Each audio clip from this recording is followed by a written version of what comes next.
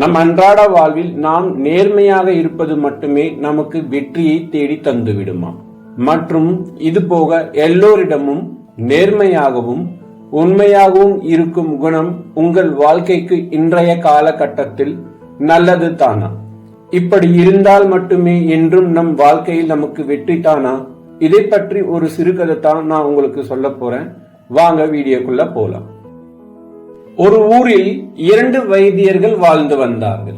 அதில் ஒருவர் நன்றாக படித்து மருத்துவத்தில் பட்டம் பெற்றவர் மற்றும் அவருக்கு எந்த ஒரு சூழ்நிலையிலும் ஆபத்தான தருணத்தில் இருந்து நோயாளியை காப்பாற்றும் திறமை அவருக்கு நன்றாகவே உண்டு. ஆனால் மற்ற வைத்தியரோ திறமையான வைத்தியருக்கு எதிர்மறையானவர். அவர் ஒரு அரைக்குறை வைத்தியர். ஆனால் அவருக்கு சிறந்த குணம் ஒன்று உண்டு. அது என்னவென்றால், அந்த அரைக்குறை வைத்தியர் தனக்கு மருத்துவத்தில் நல்ல திறமை இருக்கிறது என்று மக்களிடம் பேசி அவர்களை தன் வசம் ஈர்க்கும் திறமை கொண்டவர். எந்த ஒரு சூழ்நிலைகளிலும் பேசி சமாளிக்கும் வல்லமை படைத்தவர். நிலைமை இப்படி இருக்கையில் அந்த நாட்டுக்கு ஒரு புது அரசவை வைத்தியர் தேவைப்பட்டார். உடனேயே அரசர் ஒரு அறிவிப்பை விடுத்தார். அந்த நாட்டில் இருக்கும் சிறந்த மருத்துவர்கள் அரசவைக்கு வந்து தங்களின் சிறப்பை சொல்ல சொன்னார். அதை வைத்து ஒரு சிறந்த மருத்துவரை தானே தேர்ந்தெடுப்பதாக கூறினார் அந்த அரசர். அரசரின் அரசாணை எல்லோருக்கும் தெரிவிக்கப்பட்டு விட்டது. திறமையான வைத்தியருக்கும் சரி, அரைக்குறை வைத்தியருக்கும் சரி, தான் அந்த நாட்டின் அரச வைத்தியராக வேண்டும் என்ற ஆசை வந்தது. அடுத்த நாள் இருவருமே அரசவைக்கு வந்து விடுகின்றனர். அரசன் திறமைசாலி வைத்தியரிடமும் அரைக்குறை வைத்தியரிடமும் உங்களின் சிறப்பு என்ன என்று கேட்டார். உடனே அரைக்குறை வைத்தியர் முந்திக் கொண்டு, என்னால் எப்பேற்பட்ட கொடிய விஷத்தை யார் குடித்தாலும் 1 மணி நேரத்தில் குணமாக்கிவிட முடியும் என்று கூறுகிறார்.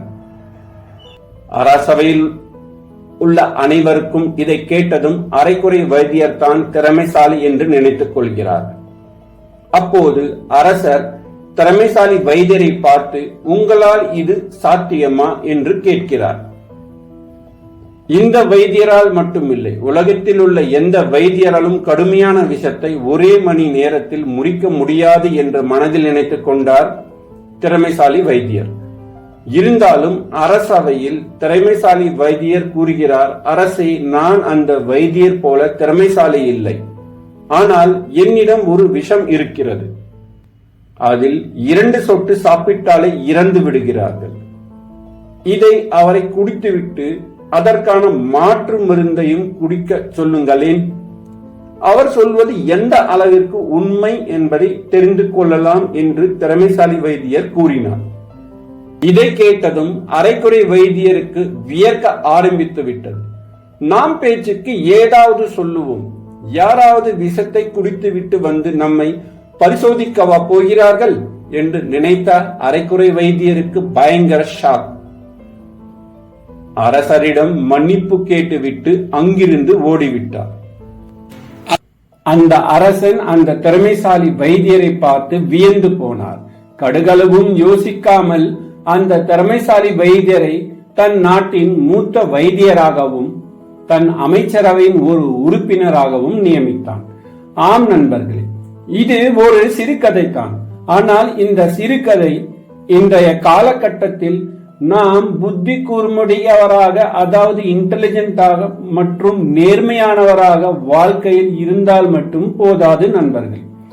அதோடு நம் வாழ்க்கையின் முன்னேற்ற பாதையில் முடிவு எடுக்கும் போது மற்றவர்கள் நம்மை டைவர்ட் செய்தாலும் நாம் நன்றாக ஆலோசித்து டைவர்ட் செய்பவர்களை சமாளிக்கும்படி பேசி நம் காரியத்தை சாதிப்பதில் தான் நாம் தேர்ச்சி பெற்றவராக இருக்க வேண்டும். இன்றைய காலகட்டத்தில் சரியான நேரத்தில் சரியான முடிவு எடுப்பதில் தயங்க வேண்டாம் நண்பர்களே. எந்த ஒரு தடங்கள் வந்தாலும் சம யோஜனை புத்தியுடன் செயல்பட்டால் நம் வாழ்க்கையில் என்றும் வெற்றி உறுதி. இதுவேதான் என் கருத்து.